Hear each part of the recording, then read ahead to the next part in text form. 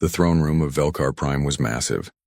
Its crystal walls stretched high into the purple sky, and light from 3 suns poured through the windows. Princess Lyra sat beside her father's throne, trying to look calm. But inside, her hearts were racing. Emperor Thorn looked pleased with himself. His forearms rested on the armrests of his golden throne, and his black eyes glittered with confidence. Around him stood his military commanders, all of them tall and powerful. They were discussing the war with humanity, and from their laughter, Lyra could tell they thought they were winning. "The humans are finally ready to surrender," Commander Vec announced, his voice filled with satisfaction. He was the largest Xinthian in the room, standing nearly 9 feet tall. His purple armor shone under the sunlight. "They are sending a diplomat to discuss terms." The other commanders laughed. Lyra had heard this laughter before. It was the sound of people who believed they had already won. She had been listening to talk of the war for months now. The humans were smaller than Xinthians. They were weaker.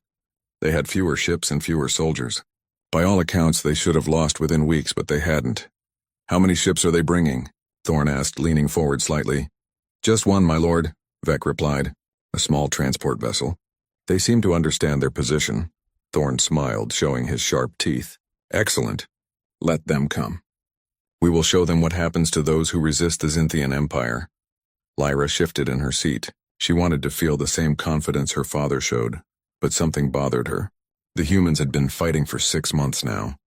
They should have surrendered long ago. What made them think they could negotiate now? A guard approached the throne and bowed. "My lord, the human ship has landed. The delegation is approaching the palace. Bring them in," Thorn commanded. "Let us see what these weak creatures have to say." Lyra watched as the massive doors at the end of the throne room slowly opened. 2 figures walked through, and the room fell silent. The first was clearly the diplomat. He wore formal clothing in dark blue, and he carried himself with dignity. He was tall for a human, though still shorter than any Xinthian in the room. His brown hair was neat, and his face showed no fear. But it was the second human that made Lyra's breath catch in her throat. He walked slightly behind the diplomat, his eyes constantly moving around the room. He wore simple black clothing that looked like it was designed for fighting, not ceremonies. He was shorter than the diplomat, with broad shoulders and a lean build. His brown hair was cut very short, and there was a scar running along his jaw. But it was his eyes that disturbed Lyra. They were blue and cold, like ice. They looked at everything and everyone as if measuring threats. This had to be Jake Morrison. Lyra had heard his name whispered by the military commanders. They spoke of him like he was some kind of ghost or demon. A human warrior who never stayed down, who never gave up, who fought with methods that the Xinthians considered dishonorable. The diplomat stopped at the appropriate distance from the throne and bowed slightly. The warrior didn't bow. He simply stood there, his hands relaxed at his sides, watching. "I am Connor Hayes, representative of Earth and humanity," the diplomat said. His voice was calm and professional. "I come to discuss terms of peace between our peoples." Thorn laughed, and the commanders joined him. "Peace? You mean surrender, human? You have lost this war. Your only choice is to accept our terms." Connor's expression didn't change. "With respect, Emperor Thorn, we have not lost.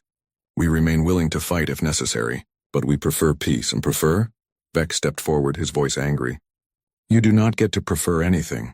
We have destroyed half your fleet. We have blockaded your colonies. You are defeated." "We are persistent," Connor replied simply. Lyra noticed that Jake Morrison still hadn't spoken. He simply stood there, his eyes moving from guard to guard, from commander to commander. She realized he was counting enemies, counting weapons, counting exits. It was the behavior of someone who expected violence at any moment. Thorn raised one hand, and Vec stepped back. "You speak bravely for someone in your position, human. But words mean nothing.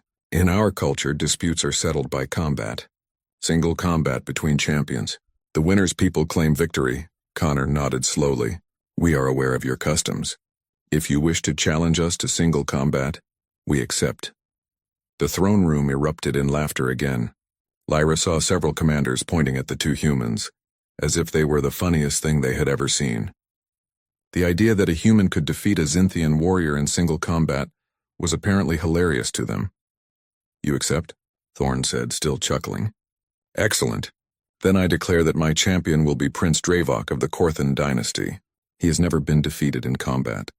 He will crush your warrior like an insect. At the mention of Dravok, Lyra felt her stomach tighten. Prince Dravok was the warrior she was supposed to marry. It was an arranged marriage designed to unite two powerful dynasties. She had met him only twice, and both times he had frightened her with his aggression and arrogance. Connor turned slightly to look at Jake Morrison. The warrior gave a small nod. It was the first movement he had made since entering the throne room. "We accept your challenge," Connor said. "Jake Morrison will be humanity's champion." "The duel will take place in 3 days," Thorne announced. "That should give your warrior time to prepare for his death." Connor bowed again. "We look forward to it. With your permission, we will return to our quarters." Thorne waved one hand dismissively. "Go. Prepare. Not that it will matter." As the two humans turned to leave, Lyra found herself unable to look away from Jake Morrison. He moved with a strange grace like a predator. Every step seemed calculated. Even when he turned his back to the throne room, she could see the tension in his shoulders, as if he expected an attack from behind.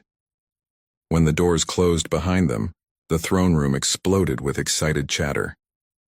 The commanders were already making bets on how quickly Dravok would win. Some said minutes. Others said seconds, but Lyra didn't join in their excitement. She felt cold despite the warm sunlight. Something about Jake Morrison had frightened her on a deep level. It wasn't his size or his weapons. It was something in his eyes. Something in the way he carried himself.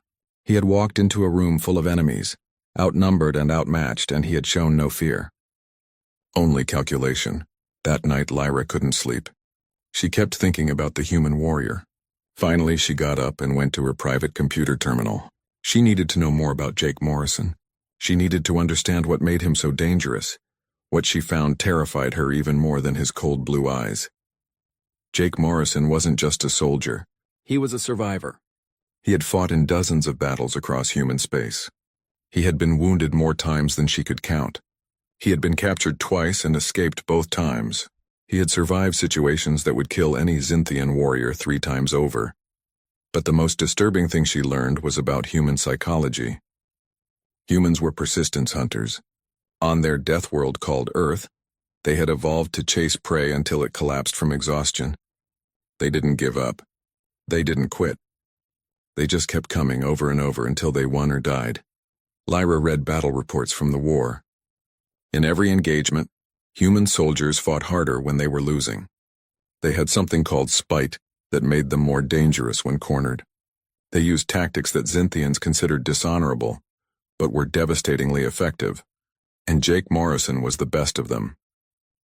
She watched video footage of one of his battles. A Xinthian warrior twice his size had attacked him. The Xinthian was faster, stronger, better armed. By all logic, Jake Morrison should have died, but he didn't fight like a Xinthian. He didn't fight with honor or rules. He fought to win. He used the environment. He targeted weak points. He moved constantly, never letting his opponent land a solid hit. And when the Xinthian warrior finally fell, exhausted and bleeding from a dozen precise strikes, Jake Morrison had simply walked away. Lyra shut off the computer and sat in the darkness of her room. Her hands were shaking. Tomorrow she would try to warn her father. She would make him understand that Jake Morrison was not like other opponents. He was something different, something dangerous. But deep down she already knew her father wouldn't listen. He was too confident, too certain of victory, and that confidence Lyra feared would cost them everything.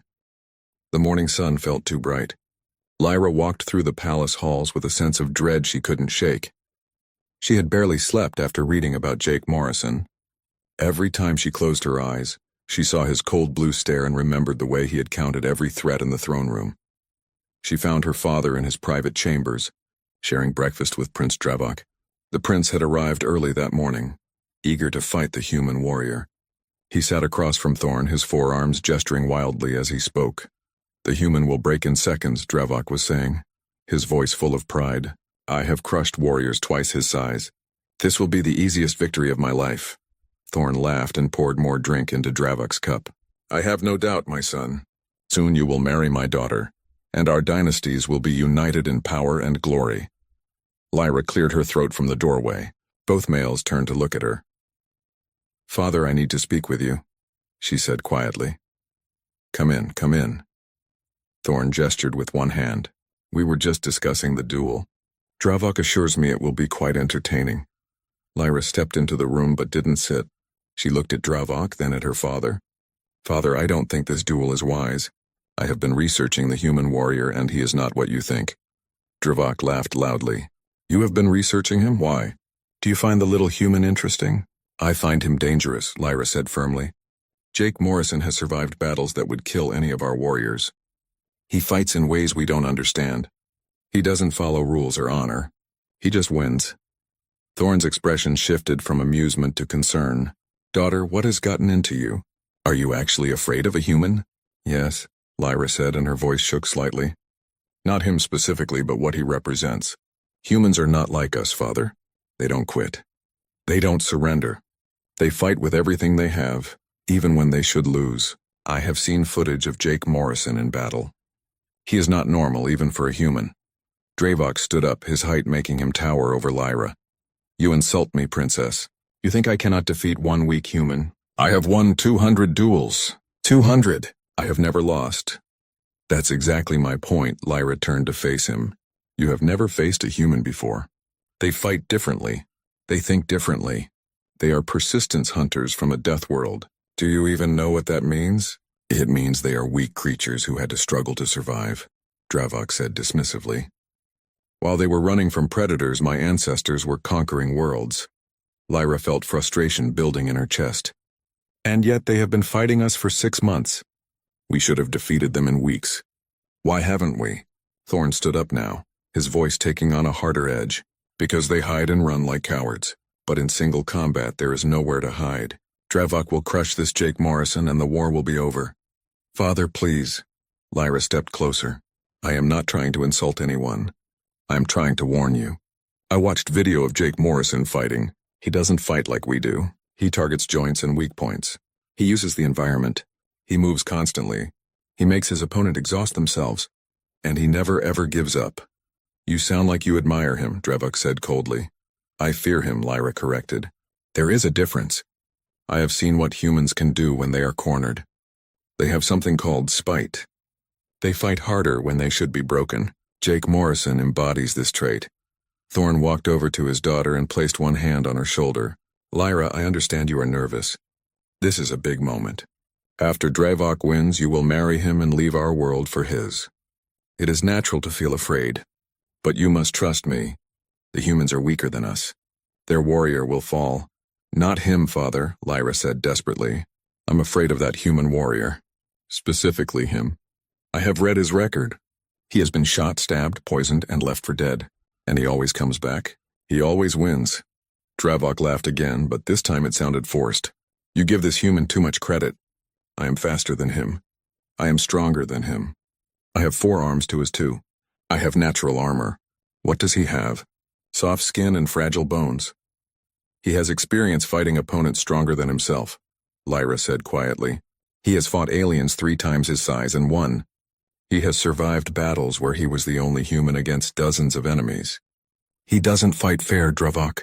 He fights to survive. And humans are very, very good at surviving. Thorn sighed and removed his hand from Lyra's shoulder. Daughter, I appreciate your concern. But this decision is made. The challenge has been issued and accepted. To back out now would bring shame to our empire. Do you understand? Lyra looked at her father's face and saw that he had already made up his mind. Nothing she said would change it. She glanced at Dravok and saw only arrogance and anger in his expression. He was offended that she doubted him. I understand, she said quietly. But please at least watch footage of Jake Morrison in combat. See for yourself what he can do. I don't need to watch videos, Dravok said, crossing his forearms. I will see what he can do when I break him in the arena. Now if you will excuse me, I need to train. He walked past Lyra without another word. She watched him go, feeling helpless. When they were alone, Thorn spoke more gently. Lyra, you have always been the cautious one. It is one of your strengths, but sometimes caution becomes fear and fear can paralyze us. Dravok is a great warrior. He will win this duel, and you will become his wife as planned. This is how dynasties are built. And if he loses? Lyra asked. He won't, Thorn said with absolute certainty. Lyra left her father's chambers feeling worse than when she entered. They didn't understand. They couldn't see what she saw. the cold calculation in Jake Morrison's eyes, the way he moved like every step was planned, the reputation that followed him like a shadow. She spent the rest of the day in the palace library, reading everything she could find about humans. The more she learned, the more worried she became. Humans had evolved on a world that was constantly trying to kill them. Diseases, predators, natural disasters, even other humans. They had survived by being adaptable, intelligent, and absolutely refusing to quit. They had a saying, "What doesn't kill you makes you stronger." And they seemed to believe it completely. By evening, Lyra had made a decision. If her father wouldn't listen to her warnings, maybe she could get answers directly from the source. It was dangerous and probably foolish, but she needed to understand. She needed to know if her fears were justified, or if she was being paranoid. She contacted the human embassy through secure channels. To her surprise, they responded quickly. Connor Hayes himself answered her call. "Princess Lyra," he said, his face appearing on her screen. "This is unexpected. How can I help you?" "I need to speak with Jake Morrison," she said. "In person, privately." Connor's expression didn't change, but she saw something flicker in his eyes. Concern, perhaps. Or curiosity. "May I ask why?" "I need to understand what kind of warrior he is," Lyra said honestly. "My father won't listen to my warnings. Maybe if I speak with him directly, I can understand better." Connor was quiet for a moment. Then he nodded. "I'll ask him. He may refuse. He's not comfortable with formal meetings." "I don't want a formal meeting," Lyra said. "Just a conversation, please." "Wait here," Connor said, and his image disappeared from the screen. Lyra waited, her heart beating fast. She half expected Jake Morrison to refuse. Why would a human warrior want to meet with an alien princess before their duel? But after a few minutes, Connor reappeared. "He agrees. There is a neutral garden in the embassy compound. He will meet you there in 1 hour. Come alone or with minimal guard presence." "Thank you," Lyra said and ended the call. She sat in silence for a moment, wondering if she was making a mistake. Then she stood up and prepared to leave. She told her guards she needed fresh air and wanted to walk in the city. They protested at first, but she insisted. Finally, they agreed to follow at a distance. The walk to the human embassy felt longer than it was. Lyra kept thinking about what she would say. How do you talk to someone you fear? How do you ask a warrior if they are as dangerous as their reputation suggests? The embassy guards let her through without question. Connor had clearly told them to expect her. They directed her to a small garden behind the main building. It was simple compared to Xinthian gardens with green plants and small flowers, but it was peaceful. Jake Morrison stood in the center of the garden looking at a small fountain. He wore the same black clothing as before and his hands were empty. When he heard her approach, he turned to face her. His blue eyes studied her for a moment, and she felt that same chill she had felt in the throne room. "Princess Lyra," he said. His voice was quiet and calm. "Thank you for coming. Though I'm curious why you wanted to meet." Lyra took a deep breath. "I wanted to ask you something. Are you afraid of the duel?" Jake was quiet for a moment. Then to her surprise, he smiled slightly. "Terrified. What?" Lyra blinked. "But you accepted the challenge. You're going to fight Prince Dravok." "Yes," Jake said simply. "Being afraid and fighting anyway are not opposites, Princess. I'm afraid because I understand what I'm facing. Dravok is faster than me, stronger than me. He has more reach and natural armor. By every logical measure, I should lose." "Then why fight?" Lyra asked. "Why not surrender?" Jake looked at the fountain again. "Because that's not what we do. Humans, I mean. We don't surrender when the odds are bad. We find a way to survive. It's part of who we are." "That's what frightens me," Lyra admitted. "I've read about humans, about persistence hunting, about spite, about how you never quit. I've seen footage of you in battle. You don't fight like we do." "No," Jake agreed. "We don't. Xinthians fight with honor and tradition. Humans fight to win. We use everything we have, every advantage, every trick. It's not pretty and it's not honorable by your standards, but it keeps us alive." Lyra sat down on a stone bench near the fountain. "I tried to warn my father. I told him you were dangerous. He didn't listen, neither did Dravok." "People rarely do," Jake said. He moved closer but didn't sit.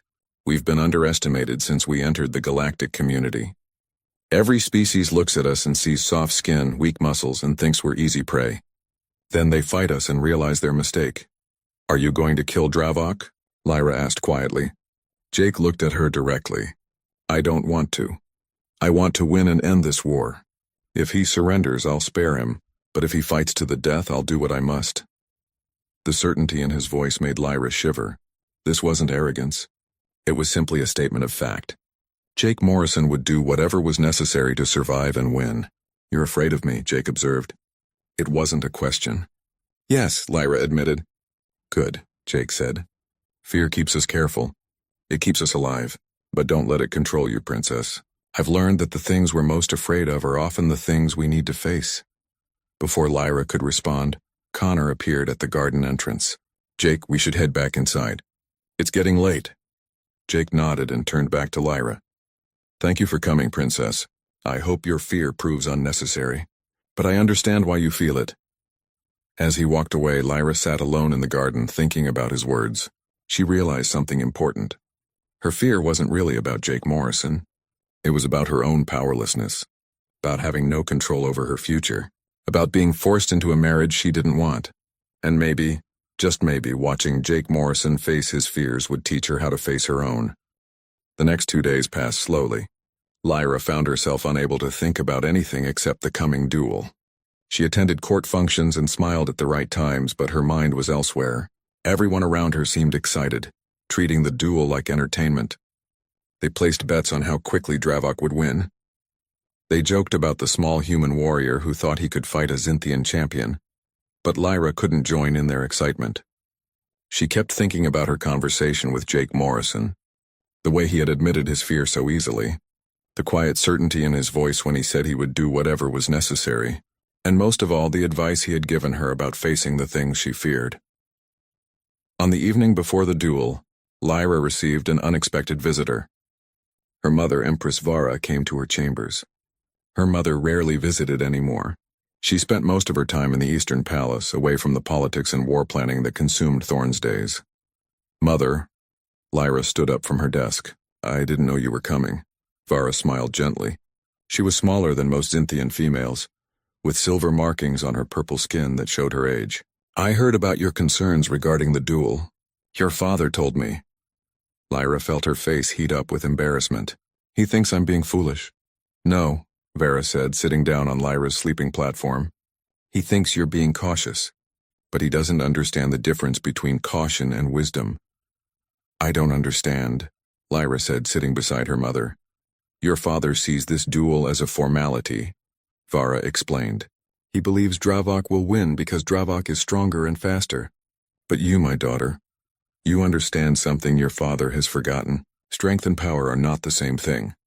Lyra looked at her mother with surprise. You believe me? About the human? I believe you see something others are missing, Vara said carefully. I watched the recording of the human's arrival. I saw the way their warrior stood in our throne room. He was afraid, I could sense it. But he didn't run. He stood there, surrounded by enemies, and he observed everything. That is not the behavior of a fool. That is the behavior of a survivor. Father won't change his mind, Lyra said quietly. The duel will happen. Yes, Vara agreed. And whatever happens, it will change things. If Dravok wins, you will marry him as planned. You will leave our world and live with the Korthan dynasty. But if he loses, then what? Lyra asked. What happens to me if Dravok loses? Vara took her daughter's hand. Then you will have a choice. The marriage alliance will be broken. Dravok's family will not want their defeated son to marry a princess of the empire that challenged him. You will be free to choose your own path. The idea startled Lyra. She had never thought about that possibility.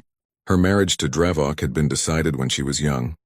She had always assumed it was inevitable. But if he lost the duel, I don't want him to lose because it will free me, Lyra said slowly. That feels wrong. Why? Vara asked. Because it means I'm hoping someone gets hurt or dies just so I can be free. That makes me selfish. Vara squeezed her daughter's hand. It makes you honest. You are afraid of Dravok, aren't you? Not just worried about the duel. Afraid of marrying him? Lyra felt tears building in her eyes. She nodded. He frightens me, Mother. He is cruel and arrogant. When he looks at me, I feel like I'm just a prize he won, not a person. Just a thing to add to his collection of victories. I know, Vara said softly. I argued against this marriage, but I was overruled. Your father believes the alliance is necessary, but I have always thought you deserved better than to be traded like property. They sat in silence for a while. Finally, Vara stood up. Tomorrow will be difficult no matter what happens. But remember, my daughter, that you are stronger than you think. You have wisdom that others lack. Don't be afraid to use it. After her mother left, Lyra sat alone in her chambers. She thought about everything that had happened since the humans arrived. The way Jake Morrison had unsettled everyone simply by standing still. The way he had admitted his fear but fought anyway. The way he had looked at her and told her not to let fear control her. She realized that she had been letting fear control her for a long time. Fear of disappointing her father. Fear of her arranged marriage. Fear of speaking up and being ignored. She had been so focused on her fears that she had forgotten to think about what she actually wanted. What did she want? The question surprised her. She had never really asked herself that before. Her life had always been planned out for her. First, she was a princess learning to behave properly at court. Then she was a princess being prepared for marriage. She had never been asked what she wanted for her own future. But now, sitting alone in her chambers on the eve of a duel that could change everything, she finally let herself think about it. She wanted to matter, not as someone's daughter or someone's wife, but as herself. She wanted to make decisions that affected her world. She wanted to help her people, not just smile and look pretty at ceremonies. She wanted to be brave like Jake Morrison, facing his fears head on. That night, Lyra made another decision. She returned to her computer and began researching everything she could about human diplomacy. If Jake Morrison won the duel tomorrow, the war would officially be over by Xinthian law. But her father might refuse to honor that agreement. She had seen his stubbornness before. He might try to continue the war anyway, claiming the duel was somehow invalid. If that happened, there would need to be someone to argue for peace. Someone to bridge the gap between Xinthian pride and human persistence. Someone who understood both sides. Maybe that someone could be her. The morning of the duel arrived bright and clear. Lyra dressed in her formal robes and made her way to the arena with her father. The streets were packed with people heading to watch the fight. Everyone seemed excited. Street vendors sold food and drinks. Children ran between adults playing at being warriors. The arena itself was massive. It could hold over 50,000 spectators, and today it was completely full. The noise was overwhelming. Thousands of voices talking, laughing, and shouting. Lyra felt small as she walked through the royal entrance with her father and his advisors. The royal box was located in the center of the arena, elevated so they had a perfect view of the fighting ground below. Dravok's family was already there, seated on the opposite side of the royal box. His father, King Vorath, was a huge Xinthian with golden armor. His mother, Queen Silva, was elegant but cold-looking. They both nodded respectfully to Thorn but said nothing. Lyra took her seat and looked down at the arena floor. It was circular, about 200 feet across, with a sandy surface. There were no obstacles or cover, just open space where two warriors would fight. The crowd's noise grew louder. Lyra turned to see Dravok entering from the south gate. He wore ceremonial armor that gleamed in the sunlight. He carried 4 different weapons, one in each hand. A sword, an axe, a spear, and a club. All of them were sized for his massive frame. He was 8 feet tall and powerfully built. His purple skin was covered in ritual markings that showed his warrior status. The crowd roared with approval. Dravok raised his weapons and turned in a circle, acknowledging their cheers. He looked confident, unstoppable. Lyra felt her heart sink. Maybe everyone was right. Maybe she had been worried for nothing. How could any human stand against that? Then the north gate opened and Jake Morrison entered. The crowd's cheering turned to laughter and jeers. Next to Dravok, Jake looked impossibly small. He was only 6 feet tall, with a lean build that looked fragile compared to Dravok's bulk. He wore simple black combat clothing with light armor on his chest and arms. He carried only one weapon, a composite blade about 2 feet long, but Lyra noticed something the laughing crowd didn't. Jake's face showed no emotion. His eyes scanned the arena, noting distances and angles. He moved with complete control, every step measured. And when he looked up at Dravok, there was no fear in his expression. Only focus. Connor Hayes stood near the human entrance, watching carefully. Their eyes met briefly, and Lyra saw concern there. He knew how dangerous this was. He knew Jake might die today. An official walked to the center of the arena. He was a senior judge wearing traditional robes. His voice was amplified so everyone could hear. This is a formal challenge duel under ancient Xinthian law. The rules are simple. Single combat.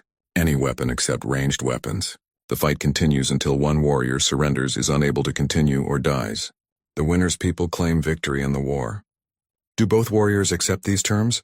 I accept, Dravok said loudly, his voice full of confidence. I accept, Jake said quietly, but his voice carried across the arena. Then let the duel begin, the judge said, and quickly left the fighting ground. The crowd fell silent. Everyone leaned forward to watch.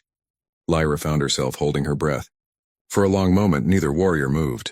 They stood on opposite sides of the arena, studying each other. Dravok was grinning, his sharp teeth showing. Jake's expression remained neutral. Then Dravok charged. He moved incredibly fast for someone his size. His forelegs carried him across the arena in seconds, his weapons raised. The crowd gasped at his speed. This was the moment everyone had been waiting for. The moment when the mighty Xinthian warrior would crush the small human. But Jake didn't meet the charge. At the last possible second, he dove to the side, rolling smoothly across the sand. Dravok's weapon swung through empty air. The momentum carried him several more feet before he could stop. The crowd booed. They wanted to see fighting, not running. Someone shouted, "Coward!" from the stands. But Lyra understood what Jake was doing. He was learning. In those few seconds, he had seen how fast Dravok could move, how he preferred to attack, how his weapons moved. It was information he would need to survive. Dravok turned and charged again. Again, Jake dodged, this time moving in a different direction. He was testing Dravok's reaction time, seeing how quickly the larger warrior could change direction. "Fight me, human!" Dravok roared. "Stop running like a coward." The crowd took up the chant.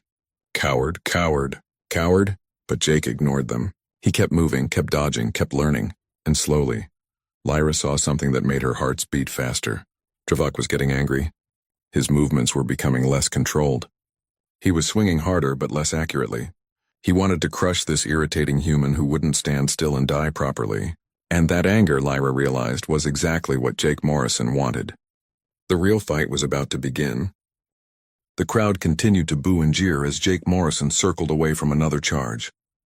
Dravok had grown increasingly frustrated, his forearms swinging wildly now instead of with the precise control he had shown at the beginning. Sweat glistened on his purple skin despite the cool morning air. Lyra watched carefully. She could see what the crowd couldn't.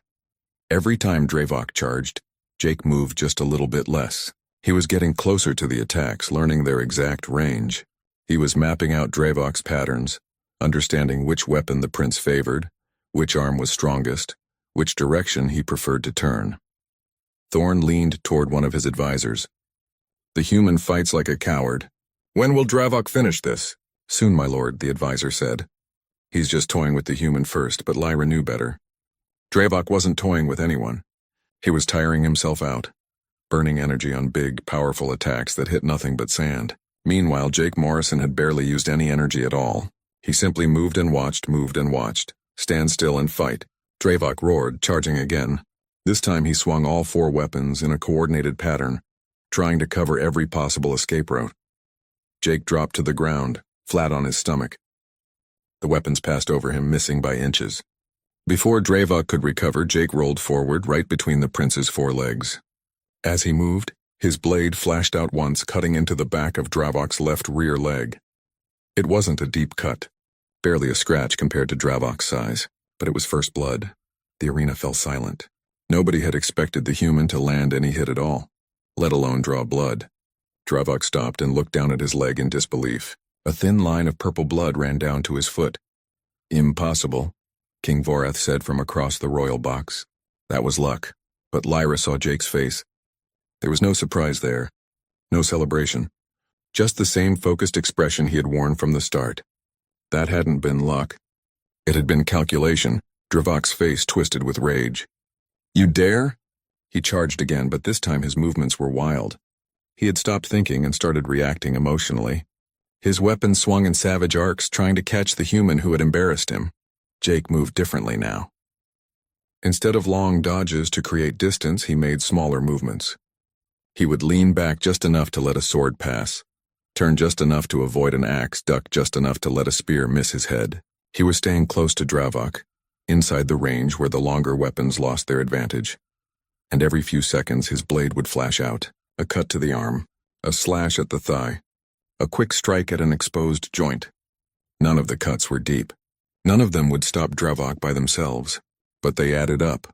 Purple blood spotted the sand. The mighty prince was bleeding from a dozen small wounds. "This isn't honorable fighting," one of Thorn's commanders muttered. "He targets wounds repeatedly. There are no rules against it," Thorn said slowly. His confident expression had faded. He was watching the fight more carefully now. Lyra found herself leaning forward. She could barely breathe. Jake Morrison was doing exactly what she had feared and hoped he would do. He was dismantling a superior opponent through precision and patience. He wasn't trying to overpower Dravok. He was bleeding him, tiring him, breaking him down piece by piece. 20 minutes passed, then 30. The crowd had stopped jeering. They watched in growing disbelief as the human warrior continued to fight. Dravok was breathing heavily now, his movements noticeably slower. The many small cuts were taking their toll. Blood loss, pain, and exhaustion were adding up. Meanwhile, Jake Morrison moved as smoothly as when the fight started. He hadn't been hit once. Every dodge, every movement was efficient. He wasn't wasting energy on big dramatic actions. He just kept moving, kept cutting, kept wearing Dravok down. "This is a war of attrition," Lyra whispered. "What?" Thorn looked at her. "He's making it a test of endurance," Lyra explained. "Humans evolved as persistence hunters. They can run for hours, days if necessary. They don't have bursts of great speed like we do. They have stamina. He's making Dravok use all his energy while barely using any of his own." Thorn stared at the arena floor, and for the first time, Lyra saw doubt in her father's eyes. 45 minutes into the fight, Dravok made a mistake. He swung his sword in a wide arc, putting too much force into it. When Jake ducked under the swing, Dravok's momentum carried him off balance. Just for a second. Just long enough. Jake moved with sudden speed. He stepped inside Dravok's guard and drove his blade deep into the joint, where one of Dravok's right arms connected to his body. The prince screamed in pain and dropped the axe he had been holding in that hand. The arm hung useless, bleeding heavily. The crowd gasped. This wasn't a small cut. This was a serious wound. Dravok now only had 3 working arms instead of 4. "Yield," Jake said. His voice was quiet but firm. "You're hurt. This can end now." "Never." Dravok swung wildly with his remaining weapons.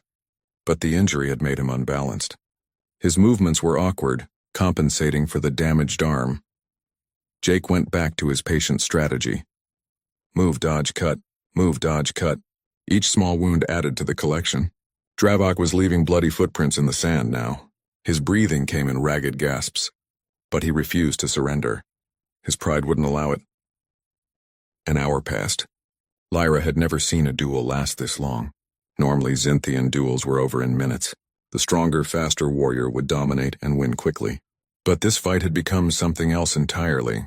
It was a demonstration of 2 completely different approaches to combat. Dravok represented overwhelming power. 4 arms, natural armor, superior strength and speed. Everything about him was designed for quick, decisive victory. Jake Morrison represented human stubbornness. He wasn't stronger or faster. He was just relentless. He kept moving, kept fighting, kept refusing to lose. And slowly, impossibly, he was winning. "Father," Lyra said quietly, "Dravok needs to surrender. He's going to die if this continues." "He won't surrender," Thorn said grimly. "His pride is too great." "Then stop the fight," Lyra urged.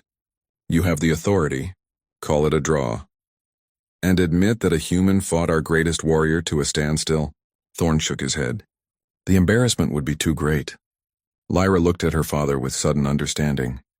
He was more concerned about embarrassment than about a warrior's life, than about ending the war, than about what was actually right. The realization made her feel cold inside. She looked across at Dravok's parents.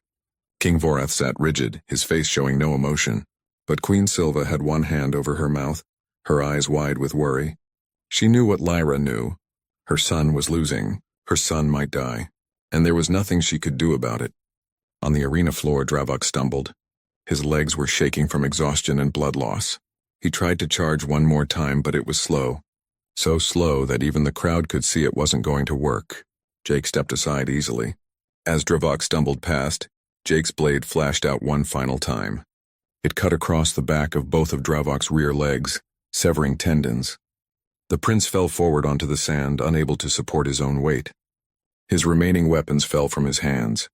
Jake walked around to face Dravok. The prince tried to push himself up, but his legs wouldn't work. Blood pooled beneath him. He looked up at Jake Morrison with hatred and disbelief. Jake placed the tip of his blade against Dravok's throat. The arena was completely silent. 50,000 Zynthians held their breath. "Yield," Jake said again. His voice carried across the silent arena. "This is over. You fought bravely, but it's over. Yield." Dravok's face twisted with emotion. Anger, shame, pain, disbelief. His mouth opened, and for a moment Lyra thought he would refuse again. That he would rather die than admit defeat. But then Queen Silva stood up in the royal box. "My son," she called out, "please." "I yield on your behalf, mother, no." Dravok tried to shout, but his voice was weak. "I am your mother and your queen," Silva said firmly. "And I will not watch you die for pride. I yield." "The human has won." The official judge rushed onto the arena floor. He looked at Dravok, at Jake, at the royal box. "Does the challenged warrior accept his mother's surrender on his behalf?" Dravok's eyes closed. Tears of shame ran down his face. Finally, barely audible, he whispered, "Yes, I yield." Jake immediately stepped back and lowered his weapon. The judge raised his hand. "The duel is concluded. Jake Morrison of humanity is the victor. By ancient law, humanity has won the war." The arena remained silent for several heartbeats. Then slowly a strange thing happened. Someone began to clap. Then another, then more. The Zynthian crowd, who had come to see their champion crush a weak human, instead found themselves applauding the warrior who had fought for over an hour against impossible odds, and won through sheer determination. It wasn't the thunderous approval they would have given Dravok. It was something else. Respect, acknowledgement, recognition that they had witnessed something remarkable, even if it wasn't the outcome they wanted. Medical teams rushed onto the arena floor. They carefully lifted Dravok onto a stretcher. Queen Silva hurried down from the royal box to accompany her son. As they passed Jake Morrison, she stopped. "You gave him chances to yield," she said quietly. "Thank you for that mercy." Jake nodded respectfully. "He fought with courage. He has nothing to be ashamed of." Connor Hayes appeared at Jake's side, looking relieved and exhausted. He put a hand on Jake's shoulder. "Well done. Now let's get you checked by a medic. You're not injured, but you must be exhausted." "I could go another hour if needed," Jake said. But Lyra could see the weariness in his eyes now. The fight had cost him too, just in different ways than it had cost Dravok. In the royal box, Thorn sat frozen. His commanders looked at each other nervously. They had just watched their greatest warrior lose to a human. By their own laws, the war was over. But what now? "Father," Lyra said carefully, "the law is clear. Humanity has won." Thorn said nothing for a long moment. Then he stood up abruptly and left the royal box without a word. His commanders hurried after him. Lyra remained seated, watching as Jake Morrison and Connor Hayes left the arena. The crowd was dispersing now, thousands of conversations starting at once. Everyone would be talking about this duel for years to come. She thought about Jake's advice. About facing the things you fear. About having courage even when you're terrified. About doing what's right even when it's hard. The duel was over. But Lyra suspected that the real fight, the fight for peace, was just beginning. And maybe, just maybe, she could help win it.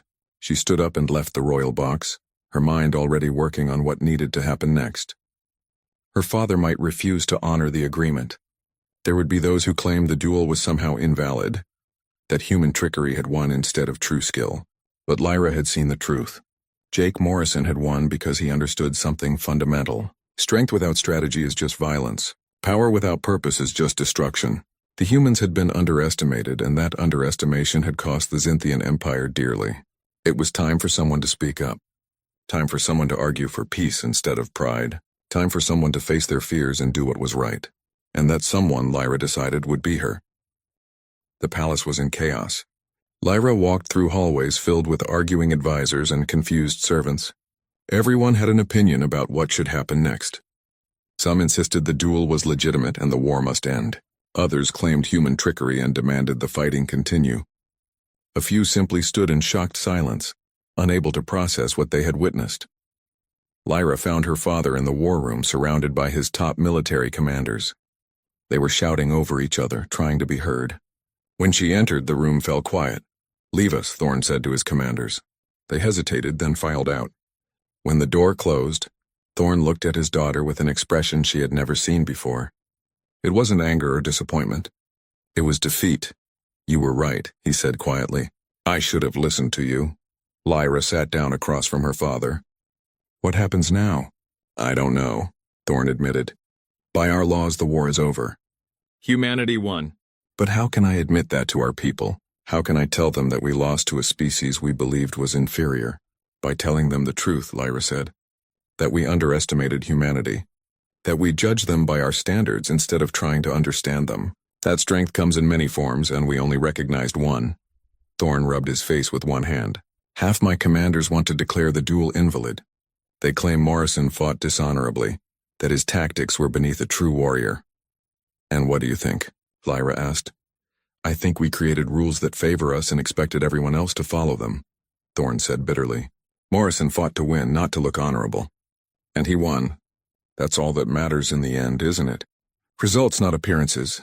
Before Lyra could respond, there was a knock at the door. A nervous servant entered. "My lord, the human delegation requests an audience." "They say it's urgent." Thorne stood up wearily. "Send them in." Connor Hayes entered first, followed by Jake Morrison. The warrior had been cleaned up and bandaged in a few places where Dravok had managed to land glancing blows. But he walked steadily, showing little sign of the hour-long battle he had just endured. "Emperor Thorne," Connor began formally, "we are here to discuss the terms of peace following today's duel." "You mean to discuss our surrender?" Thorne said, his voice hard. "No," Connor said calmly. "We mean to discuss peace. There's a difference. We won the duel," Jake added. His voice was quiet but firm. "That means the war ends. But it doesn't mean we want to humiliate you. We want a partnership, not a defeated enemy." Thorne laughed without humor. "Why, you won. By your rights, you could demand tribute, territory, anything you want." "Because that's not what humans do," Connor explained. "Our history taught us that defeating your enemy doesn't mean you've solved the problem. The Second World War taught us that crushing a nation completely just breeds resentment and future conflict. But helping former enemies rebuild, creating mutual benefit, that creates lasting peace." "The Marshall Plan," Lyra said suddenly. Both humans turned to look at her in surprise. "I read about it. After your global war, the winning nations helped rebuild the losing nations instead of punishing them. They became allies," Connor smiled. "Exactly, Princess. That's the model we want to follow here." Thorne looked between his daughter and the humans. "You've been studying them." "Yes," Lyra said. "Someone needed to understand them, and I think I'm beginning to." "What exactly are you proposing?" Thorne asked the humans. Connor opened a datapad. "A mutual defense treaty, open trade agreements, cultural exchange programs, and most importantly, a joint council where both our peoples have equal say in matters that affect us both." "You would give us equal say?" Thorne said skeptically. "After winning the war?" "We would give you equal partnership," Jake corrected. "Because peace based on domination doesn't last. Peace based on mutual respect and benefit does. We've learned that lesson the hard way throughout our history." Thorne sat down heavily. "My advisors will never accept this. Many of them want to continue fighting." "Then you need new advisors," Lyra said firmly. Everyone looked at her in surprise at the strength in her voice. "Father, continuing this war will only bring more death and destruction. We lost. Not because we're weak, but because we were too arrogant to understand our opponent. The honorable thing now is to accept that loss and build something better." "My daughter speaks wisdom," a new voice said from the doorway. Empress Vara entered, followed by several younger court members. "We have been listening to the old guard argue for hours. They cling to pride instead of accepting reality, but some of us see the opportunity here." "Vara," Thorne said. "What are you doing here?" "Supporting our daughter," Vara said, moving to stand beside Lyra. "And supporting peace. I have lived through 3 wars, husband. I have seen thousands die for pride and territory. I will not watch our people die in a 4th war against an enemy we cannot defeat." One of the young court members stepped forward. He was a junior advisor named Kell. "Many of us feel the same way, Emperor. The younger generation doesn't want endless war. We want to explore the galaxy, learn from other species, build something new. This peace offers us that chance." Thorne looked around the room at the faces watching him. his wife, his daughter, the younger members of his court. The human delegation, he saw hope in their expressions, not defeat. They weren't asking him to surrender with shame. They were asking him to lead in a new direction. "What if I refuse?" Thorn asked quietly. "What if I order the military to continue fighting?" "Then you'll be fighting alone," Vara said gently. "The people are tired of war, husband. They saw a human warrior defeat our greatest champion through determination and intelligence. They're starting to question the propaganda we've been feeding them. If you refuse peace now, you'll face internal opposition that may be worse than the war itself." Thorn was silent for a long time. Finally, he looked at Connor. "These terms you propose, they would apply to all of humanity's conflicts with other species?" "Yes," Connor confirmed. "We're not just at war with you. There are 3 other species we're in conflict with. We would offer similar terms to all of them." "So humanity isn't trying to build an empire," Thorn said slowly. "You're trying to build a coalition." "A community," Jake corrected. "Humans are social creatures, Emperor. We survive by building relationships, forming alliances, working together. That's what we want to do here, build something bigger than any one species. And if one of these other species refuses, if they keep fighting, then we'll keep defending ourselves," Jake said simply. "But we'll always offer peace first. We'll always try for cooperation over conflict. That's the difference between us and empire builders. We don't want to conquer. We want to coexist." Lyra watched her father's face as he processed this information. She could see him struggling with his pride, with his preconceptions about strength and power, but she could also see him beginning to understand. "I need time," Thorn finally said. "Give me 1 week to discuss this with my full council, to present these terms and build support for them." "Of course," Connor said. "We'll remain at our embassy. But Emperor, please understand, our patience has limits. If we don't see genuine progress toward peace, we'll be forced to assume you're stalling while you prepare for more war, and that would be unfortunate for everyone." The humans left. When they were gone, Thorn looked at his wife and daughter. "You both really believe this is the right path?" "I do," Vara said. "This is a chance to transform our empire from something built on conquest to something built on cooperation." "Father," Lyra said carefully, "may I ask you something? Why do we call ourselves an empire?" "Because we've conquered and absorbed many smaller civilizations," Thorn said. "It's what powerful civilizations do." "But what if we could be something else?" Lyra suggested. "What if instead of an empire we could be part of a federation? A collection of different species working together, each bringing their own strengths?" "That sounds naive," Thorn said, but there was less certainty in his voice than before. "Does it?" Lyra challenged gently. "The humans have hundreds of different nations on their world. Different cultures, different beliefs, different ways of life. They fight sometimes, yes, but they also cooperate, trade, share knowledge, and protect each other. If one species can do that with itself, why couldn't multiple species do the same?" Over the following week, Lyra threw herself into the peace effort. She met with young court members who supported the treaty. She spoke with military officers who were tired of fighting. She even reached out to families who had lost members in the war, listening to their pain and their hopes. She also continued meeting with the human delegation. Connor taught her about diplomacy and negotiation. Jake, to her surprise, taught her about courage and leadership. He explained how human military commanders were trained not just to fight, but to protect their people and minimize casualties. "A good leader knows when to fight," Jake told her one afternoon in the embassy garden. "But a great leader knows when to stop fighting." "Is that why you gave Dravok so many chances to surrender?" Lyra asked. "Yes," Jake said. "I didn't want to kill him. I just wanted to end the fight. Every moment he kept fighting was another chance for something to go wrong, for someone to die who didn't need to. Victory isn't about crushing your opponent. It's about achieving your goal with the least cost to everyone involved."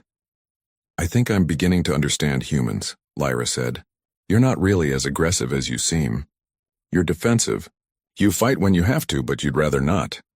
Jake smiled. "Now you're getting it. Humans are persistence hunters, yes, but we're also social creatures who prefer cooperation. We only developed our fighting abilities because we needed them to survive. But survival and conquest are different goals." On the 6th day, Lyra was summoned to the throne room. When she entered, she found it packed with court members, military commanders, and advisors. Her father sat on his throne, looking tired but resolute. "My daughter," Thorne said formally. I have made my decision regarding the human peace proposal, and I want you to hear it directly from me.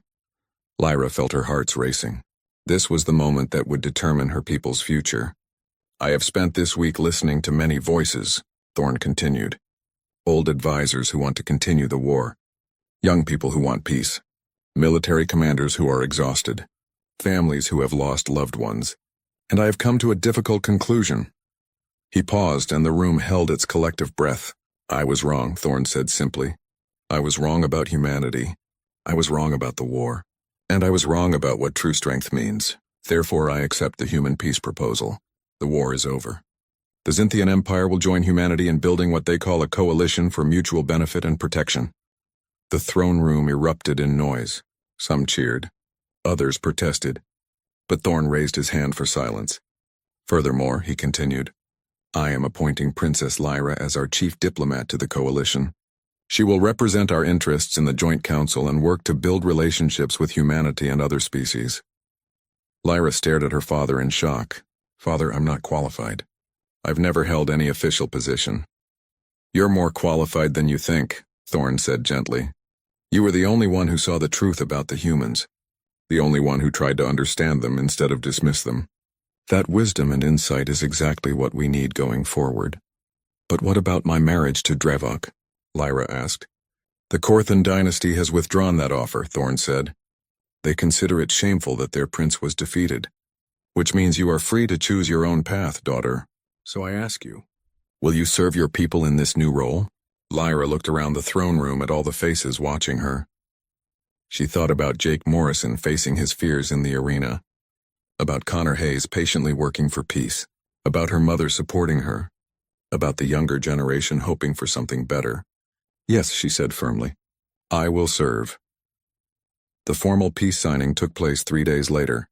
It was held in a neutral space station between Zynthian and human territory. Representatives from both species gathered for the ceremony. Lyra wore formal robes marking her new position as chief diplomat. Jake Morrison and Connor Hayes represented humanity, both wearing formal dress uniforms. As they signed the treaty documents, Lyra caught Jake's eye. He gave her a small nod of approval. She nodded back, feeling grateful for the strange friendship that had developed between them. After the ceremony, there was a reception. Lyra found herself talking with people from both species, discussing ideas for future cooperation. Trade agreements, cultural exchanges, joint scientific projects, mutual defense arrangements. The possibilities seemed endless. Later, she stood alone for a moment on an observation deck, looking out at the stars. Jake Morrison appeared beside her. Congratulations, diplomat, he said with a slight smile. Thank you, warrior, she replied. Then, more seriously, I wanted to thank you for teaching me about courage. I didn't teach you anything, Jake said. You had that courage all along. You just needed a reason to find it. You were afraid of me at first, but you faced that fear anyway. That's real courage. I'm still afraid sometimes, Lyra admitted. This is a huge responsibility. What if I fail? Then you learn from it and try again, Jake said simply. That's what humans do. We fail a lot. But we keep trying, and eventually we get it right. They stood in comfortable silence for a while, watching the stars. Do you think this peace will last? Lyra asked. I think it has a better chance than most, Jake said. Because it's built on honesty and mutual respect, not domination. Will there be challenges? Of course. Will we disagree sometimes? Definitely. But if we keep talking, keep trying to understand each other, keep working together, then yes, I think it will last. Connor Hayes appeared with a group of young Zynthians who wanted to meet Jake. As the warrior was pulled into conversation, Lyra stayed at the window, thinking. She had been so afraid of Jake Morrison at first, afraid of what he represented, of what he could do, of the changes he might bring. But now she understood. Her fear had never really been about him. It had been about her own powerlessness, her own inability to control her future. By facing that fear, by standing up and taking responsibility for her own life and her people's future, she had found something valuable, not just courage but purpose. She mattered not because of who her father was or who she might marry, but because of what she chose to do, the actions she chose to take. In the arena, Jake Morrison had won a duel. But perhaps the more important victory was the one Lyra had won over herself. The victory over fear, over helplessness, over the belief that she couldn't make a difference. As she watched humans and Xinthians talking together, sharing ideas and laughter, Lyra felt hope for the first time in months. Maybe years. This was just the beginning. There would be difficulties ahead, misunderstandings, setbacks, but they would face them together, as partners rather than enemies. The war was over, but more importantly, something new was beginning. Something better, a community built not on conquest but on cooperation, not on fear but on mutual respect. And Princess Lyra, chief diplomat of the Xinthian people, was ready to help build it. She smiled and turned away from the window, walking back toward the reception, toward the future, toward the things she had once feared but now faced with courage. Jake Morrison had been right. The things we fear most are often the things we need to face, and sometimes in facing them, we discover who we truly are and what we're truly capable of. Lyra was no longer afraid of the human warrior. She was grateful to him, and she looked forward to working alongside him and his people to build a better future for everyone. The war had ended not with destruction, but with understanding, and that, Lyra thought, was the best victory of all.